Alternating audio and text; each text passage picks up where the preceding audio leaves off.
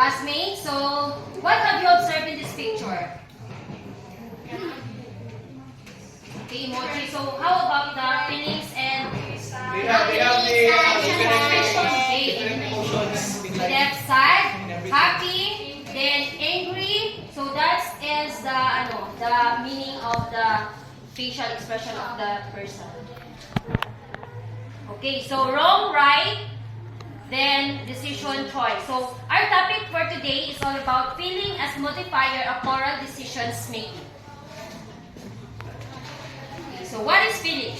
So feelings are subjective emotional experiences that encompass a wide range of states such as happiness, sadness, anger, and love. They arise in response to external events, internal thoughts, or emotions, and are often accompanied by physical sensations and cognitive processes. So, di ba feelings, di ba all of the people na enjoy feelings, di ba?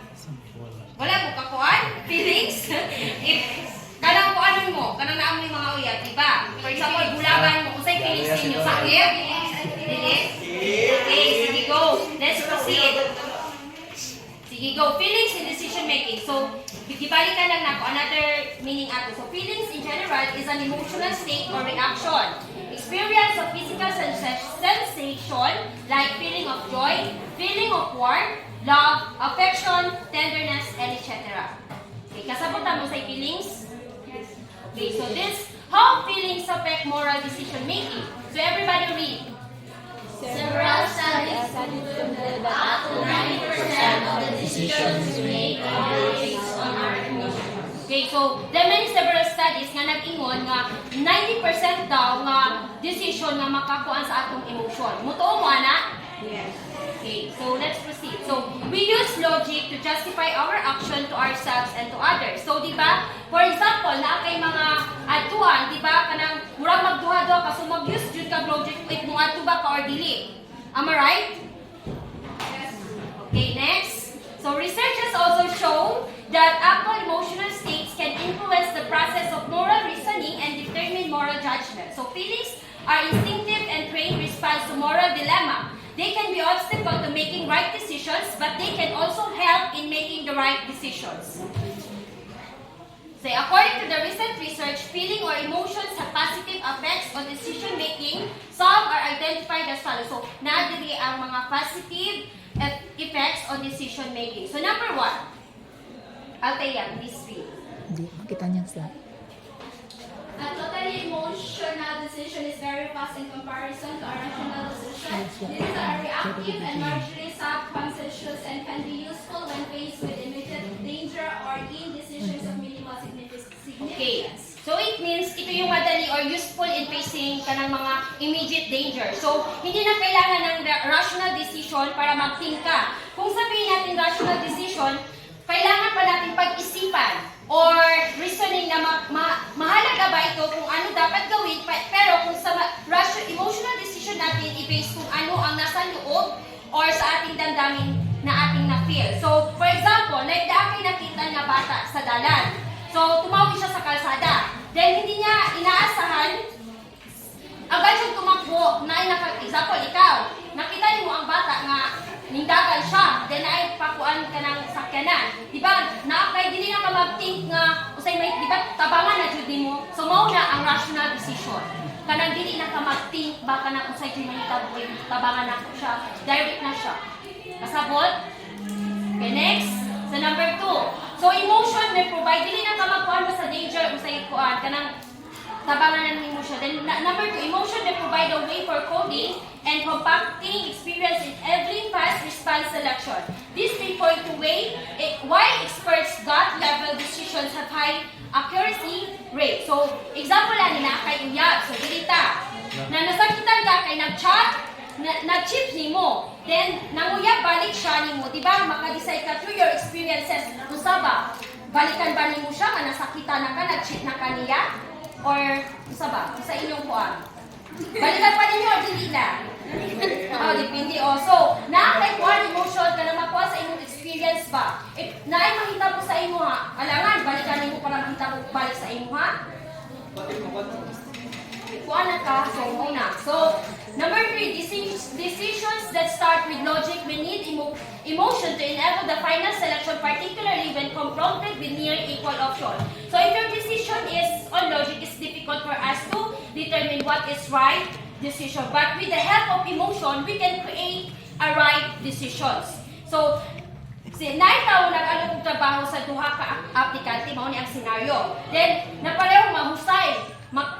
Makahuna-huna ka nga pareho sila qualified kay based sa imuhang kuan standard. So na ninggawas ang logic nimo kung kinsa imong pilion ato nga duha. Pero kung ikaw papilion, di ba dili lang ka mag-base sa mahusay nila, only mag-base pud ka sa ilang characters.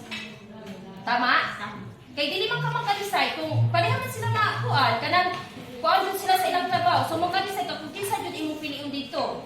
Katubang nindot ko batasan or katubang piliyon nimo katong maot anak. So you can decide through your emotions. Okay, next, emotion often drive us in direction completing with self interest. So muna ang last. So pareho-pareho ra sila. The next we move to the negatives. So we make quick decision without knowing why and then create rational reason to justify a poor emotional decision. So naay diri. So ninglakaw ka kay nagbuhat ka sa imong school, mao ni ang scenario activities like video making, then reports and etc. So giati man jud nimo imong kuan kay ipas na nimo ugma. So nakauli sa imuhang balay na nabuntag ang napaghimo. So mao to tungod sa kasubos sa imong mama, nakabuhat siya quick decision without knowing kung unsa imuhang gibuhat. Kay gipalayas ba ka, giingnan ba ka unsa-unsa, pero wala man siya kabalo nga patakara siya kuan ba, wala niya gi-justify unsa jud imong gihimo. So mana, we make quick with decision without knowing why. Tinuod? So immediate and unrelated emotion can create mistake. Intense of emotion can override rational decision making in cases where it is clearly needed. So, natin scenario dire. So, naiusa ka manager na. In a moment of intense frustration niya sa iyang miyembros or trabahante niya, napasya siya murahin ito sa harap ng lahat. Kanang naa siya sa during sa ilang meeting, ana. So, pakaulawan niya ang iyang kuan trabahante kay tungod sa iyang frustration nga nagdalaguro niya sa ilang balay, ana. So, gikuan niya iyang kuan trabahante. So, dapat diling ana kay kung intense kanang kuan ba ka sa imong kuan, ayaw na dala sa imong kuan, ano sa trabaho nimo. So mao na ang mga negatives kanang makuan ma-affect sa ato ang decision making, kanang emotion nato makadala sa ato ang. So immediate and unrelated emotion can create mistake by distorting and creating bias in judgment. In some cases, this can lead to an unexpected and reckless action. So mao ni ang example.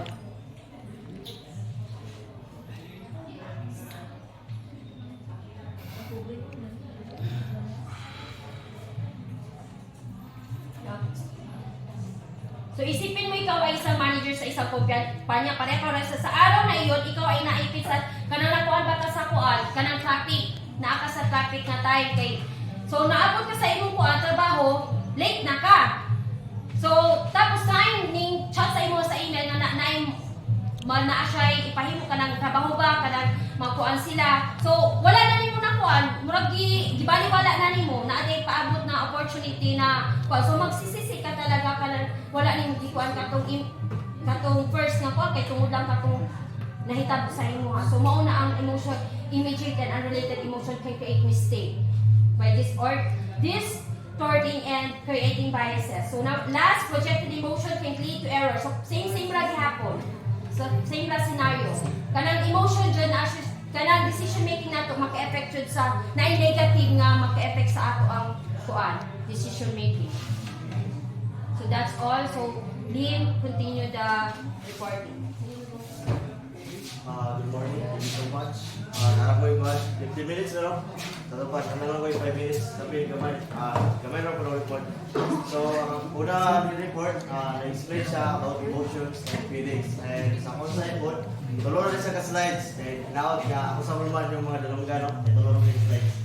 Morals, ako ang report is moral statement as expression or feelings.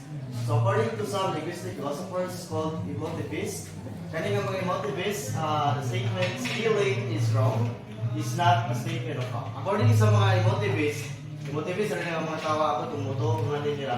Kaya kana daw maingon ka nga commandments or laws, kana pagpangawat bawal na.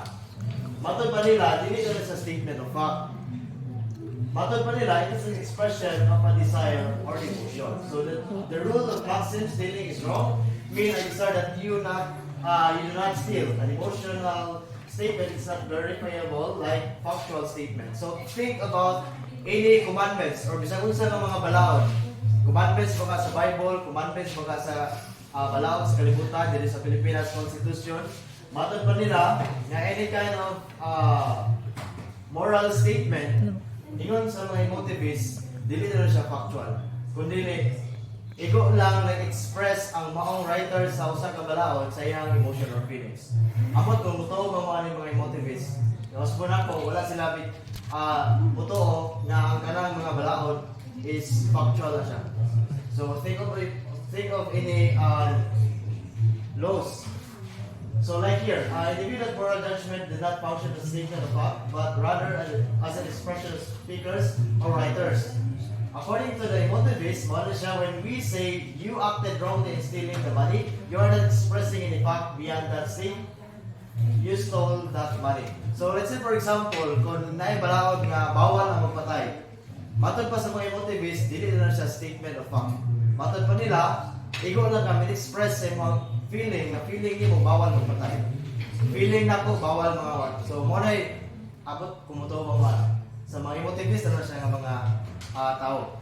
And then sa last nga report ako mo na siya nga managing feelings. So since ako na itong reporter nag-talk siya about sa emotions and feelings nga matod pa na mag-create og irrational nga decision nga dali ra maka-decide, dali ra makabuhat og decision based sa emotion, based sa imong feelings, mo na daghang failures. Daghang mga dili sakto nga desisyon tungod kay influence ra kasi mga emotion feelings which is very particular na sa tuwa nga matutanon. Matod pa diri managing feelings according to Aristotle, anyone can get angry. Yes, it's true. That is easy, but to do this to the right person, to the right extent, and to the right time, with the right motive and in the right way. Ang pasabot ni Aristotle na diri nga tinuod dapat ang emotion at ang feelings, dalit na masuko, dalit na ma-fall, dalit na ma-love, dalit na masakitan.